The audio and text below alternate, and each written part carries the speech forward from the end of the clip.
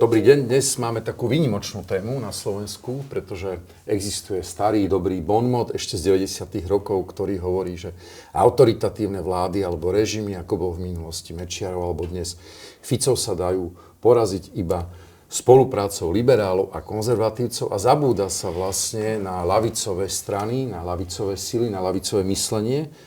Hovoríme o európskom demokratickom, sociálno-demokratickom myslení, nie o tom, čo dnes predstavujú niektorí politici a političky, ktorí v skutočnosti sú už celkom na opačnej strane spektra. A teda o tom, čo to znamená byť vľavo alebo naľavo na Slovensku, ktoré ovláda Robert Fico, budem rozprávať s Monikou Uhlerovou, ešte stále šéfkou Konfederácie odborových zväzov na Slovensku. Ďakujem pekne, že si prišla, a bývalým europoslancom za Smer, ale predovšetkým dnes filozofom, a tým si bol vlastne vždy Borisom Zálom. Ďakujem pekne, že ste prišli. Dobrý deň. Taká kontrolná otázka, či som sa nepomýlil hosťov, že považujete sa ešte stále za ľavičiarov? Ja sa považujem za ľavičiarku. A tie hodnoty, ktoré mám v sebe, sú zároveň pre mňa aj kompasom, aj v tej práci, ktorú vykonávam, ale pre mňa je to v prvom rade hodnotová záležitosť. Čiže vidím aj okolo seba, aj v tom odborárskom hnutí, že je tam taký asi aj trochu ideologický myšmaš a dezorientácia, ale pre mňa osobne ten hodnotový kompas je to, čo ma vedie, a nesťahuje ma to práve do toho myšmašu a do toho hodnotového gulášu, ktorý niekedy vidím aj v tom odborovom hnutí alebo v tom prostredí, v ktorom sa nachádzam na Slovensku. Čo to znamená? Môžeš to popísať trošku, tú situáciu, akoby, že tú ideovú situáciu v odboroch? Ja vždy hovorím, že čo sa týka celkovo politických preferencií a tým pádom aj možno aj takých tých ideologických, tak ten stav v odborovom hnutí kopíruje aj to nastavenie celkovo ako keby na Slovensku. Čiže vidím to cez tie témy, ktoré sa snažím pretláčať alebo otvárať, komunikovať u nás vo vnútri, a potom tie spätné väzby a reakcie, že sú častokrát z môjho pohľadu nie tie reakcie alebo tá spätná väzba, nečítam ich ako vychádzajúce zo sociálno-demokratického alebo toho ľavicového hodnotového nastavenia, na ktorom stoja aj odbory, ale sú často ovplyvnené práve nacionalizmom, konzervativizmom, až ultrakonzervativizmom. Cítim tam až taký ten závan fašoidný, ale myslím si, domnievam sa, že tí, ktorí mi dávajú tento typ spätnej väzby, tak si myslia, že práve oni vychádzajú z toho ľavicového nastavenia, pretože sa opierajú o to, čo sa tu dlhodobo prezentuje ako ľavica, napríklad aj v podobe Smer sociálna demokracia, čo absolútne deformovalo ľavicové a sociálno-demokratické myslenie, cítenie, hodnoty. A to, čo sa prezentuje, sa tým pádom prezentuje ako ľavicové, ale ľavicové alebo sociálno-demokratické to nie je. Boris, ale je to veľmi zložité, uznáš, nie? Je to asi také, ako keď, dajme tomu, v minulosti museli niektorí kresťanskí demokrati vysvetľovať, že tá hranica predsa len medzi demokratickou, kresťanskou demokraciou, európskou typu, ktorá napríklad existuje v Nemecku alebo v iných krajinách, že to nie sú ľudáci, že to nie sú fašisti. A takisto častokrát sa museli vyviňovať a tvrdiť, že môžete byť dnes konzervatívne orientovaným političkou, ale to neznamená, že ste okamžite nacistom alebo nacistkou. Tá slovenská situácia ľavicová je vlastne veľmi podobná. Ľavica sa stala aj vďaka pôsobeniu Roberta Fica a týchto ľudí ako synonymom vlastne kolaborácie, spolupráce, obdivovania Ruska, obdivovania Putina, obdivovania autoritatívnych režimov.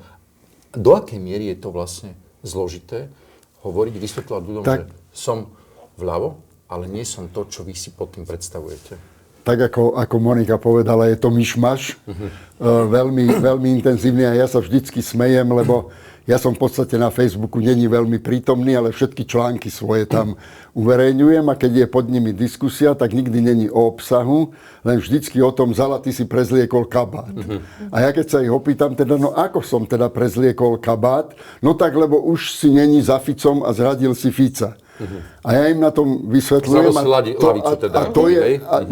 Nie. To ti nevyčítajú. Nie. Nie. Okay. A ja im na to poviem, no tak trošku ste na omyle, zrátajte si to. Ja som jeden zo zakladateľov sociálno-demokratického hnutia na Slovensku. Ja som ostal na tom istom sociálno-demokratickom podstavci stáť ako žula 30 alebo 40 rokov. A pozrite si teda reálne, kto zmenil kabát. Kto sa posunul do národno-klerikálnej vyslovene polohy. Pozrite si prejavy Roberta Fica na Devíne napríklad, kde za základnú slovenskú tradíciu vyhlasuje to, čo dokonca by som povedal, že v mnohých ohľadoch ani ľudáci za Hlinkových čiast nepostavili až do takejto podoby. Pozrite sa na to, ako zmenil ústavu, ktorá je oveľa klerikálnejšia z hľadiska tzv. Tradicionalistických hodnôt, čo je konštrukcia inak medzi nami dosť extrémnych, hlavne amerických nominácií náboženských, zmenil slovenskú ústavu do tejto podoby, dokonca do takej podoby, keď som si ju porovnával s ústavou slovenského štátu, tak tam nie je taká dominancia klerikálno-katolíckych hodnôt, aby sme si hovorili. A to nie sú katolícke hodnoty humanistov, to sú hodnoty konzervatívnej interpretácie katolicizmu. Čiže keď to poviem v skratke, tak Smer nie je už dobrých, od migrantskej krízy, už nie je Smer sociálnou demokraciou, ani k nej netenduje, smeruje opačne úplne na tom ultrakonzervatívnom krídle. A teraz ten najväčší paradox je ten, že množstvo ľudí, ktoré si o sebe mysleli, že sú lavičiari, sa im to páči.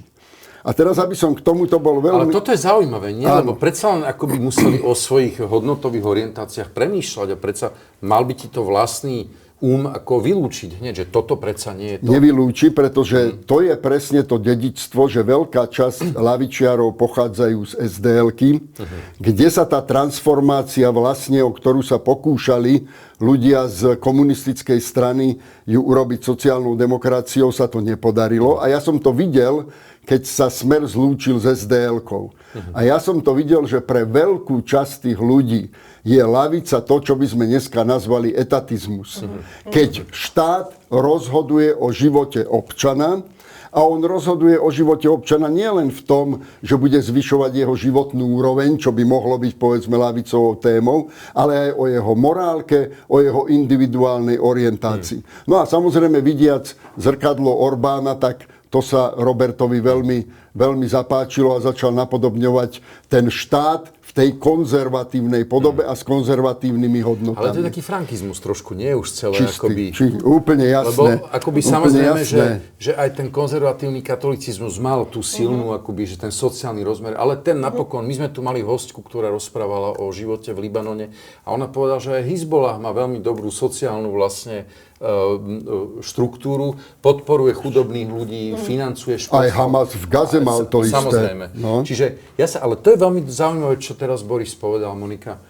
My sme jedna z mála krajín, keď sa robia tie prieskumy, že čo ľudí naozaj veľmi trápi, tak všade vlastne, aj v okolitých krajinách, aj v západnej Európe, tá životná úroveň je stále napriek všetkým tým blúdom a tým nezmyslom a tej tiktokovej politickej komunikácii, stále tá životná úroveň je kľúčová. To znamená detská, príjmy, cena školstva, cena liekov, zdravotná starostlivosť. Tu sa zdá, že tá oficiálna, seba proklamovaná lavica na to úplne rezignovala a rieši to proste jedným mizerným 13. dôchodkom, ktorý nemá nič s dôchodkom spoločné, pretože v skutočnosti je to na úrovni almužny, ktorú dostávajú, ja neviem, ani nechcem povedať, v ktorých krajinách tretieho sveta. Na toto sa zredukovala dnes sociálna politika oficiálne ľavicovej strany? Áno, podľa mňa to teda súvisí to aj s tým, ako sa zdeformovala ideologicky sociálna demokracia a lavica, tak sa zdeformovali aj tie samotné sociálno-ekonomické témy, ktoré by mali byť tým nosným pilierom sociálnej demokracie. No a zároveň sa aj zdeformovala predstava silného sociálneho štátu. Pretože u nás sa stále hovorí, že sociálny štát, a tak, ako sa u nás interpretuje sociálny štát, tak sa interpretuje, že sociálny štát rovná sa rozdávanie cez rôzne podporné sociálne balíčky smerom k rôznym sociálnym skupinám. To je sociálny štát. Ale sociálny štát je aj Spojené štáty americké sú sociálny štát. Hej, škandinávske krajiny sú sociálny štát. Máme rôzne typy, rôzne modely sociálnych politík a sociálnych štátov. A ten, ktorý je na Slovensku, chcel byť asi sociálno-demokratickým štátom, ale sa zdeformoval na podobu možno silného, konzervatívneho až populisticko-rozdávačského štátu. Nemôžeme ani hovoriť o nejakej spravodlivej redistribúcii, na čom je postavený silný sociálno-demokratický štát, napríklad prítomný v škandinávskych krajinách, ale tento náš je postavený na princípoch zásluhovosti a zároveň takého populistického rozdávačstva. Čiže až špecifický sociálny štát niekde prítomný v strednej Európe. No a cez túto mylnú interpretáciu silného sociálneho štátu sa začali riešiť sociálno-ekonomické témy a vôbec sociálna pomoc cez rozdávanie rôznych balíčkov. A medzi ne by som zaradila aj 13. dôchodok. Hej. A potom rôzne sociálne balíčky aj počas, neviem, či to bola druhá, tretia Ficová vláda. Druhá aj tretia. Áno.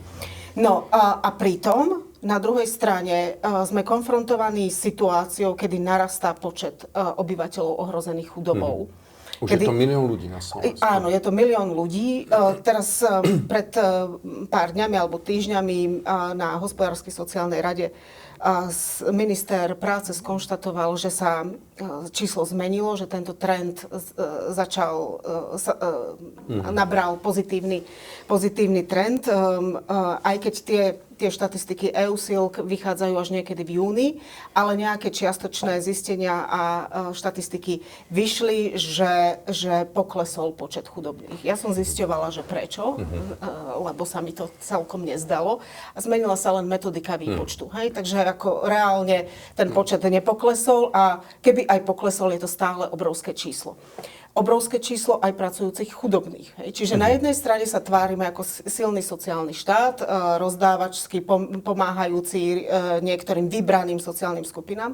A na druhej strane nám narastá chudoba, pracujúci chudobní a absolútna ostrakizácia napríklad rómskych komunít. Hej. Úplne a vždy sa to tak spomenie, nie? Aj pri tých dávkach, aj pri tej neadresnej pomoci, že skúsme to nejak tak urobiť, aby oni vlastne akoby, že to nedostali v skutočnosti. Áno, a tento skrytý rasizmus, alebo to až skrytá nenávisť voči týmto komunitám, vidím aj v súčasných opatreniach, ktoré sú prijímané cez Ministerstvo práce. Odoberanie rodičovského príspevku deťom, ktoré vynechávajú školskú dochádzku. To je brutálne trestanie detí za chudobu a chudobu svojich rodičov. Oni sa proste narodili do chudobnej rodiny, kde teda aj ten samotný fenomén chudoby alebo tento jav chudoby je dedičný a zároveň je tam napríklad aj ten projekt práca na miesto dávok. Podprahovo je to opäť zamerané proti tým, ktorí poberajú dávku v hmotnej núdzi a mali by to byť rómske komunity. Ale keď sa pozrieme na štruktúru poberateľov dávok v hmotnej núdzi, tak zistíme, že práve tie mnohopočetné rodiny, ktoré sú prisudzované ako keby rómskym komunitám, majú najnižší podiel práve na tej skupine poberateľov dávok v hmotnej núdzi. Ale tak podprahovo sa podsúva aj spoločnosti, že v úvodzovkách teraz budem takto parafrázovať, lenivci, paraziti, nech konečne idú pracovať. Ale kam? Lebo zároveň ich nikto nechce zamestnať. Čiže to je tá otázka. Toto je ten problém, že my nemáme nastavené mechanizmy na to, aby sme motivovali a naozaj aj umiestnili dlhodobo nezamestnaných na trh práce. Ďalší problém je to, že je tam nesúlad tej ponuky a dopytu. Hej. Tam, kde je ponuka po práci, tak chýba ten dopyt. Hej. Že je tam takáto disproporcia a rozdiel medzi regiónmi. A zároveň sa hovorí o dovoze Uzbekov, hej, áno. proste, Ďalšia neviem vec koho je, zo zahraničia. že aká je kvalita vôbec tých ponúkaných pracovných miest a to, že každý má právo si vybrať prácu a odmietnúť prácu. Čiže tá adekvátnosť ponúkaného pracovného miesta absolútne nie je zohľadnená.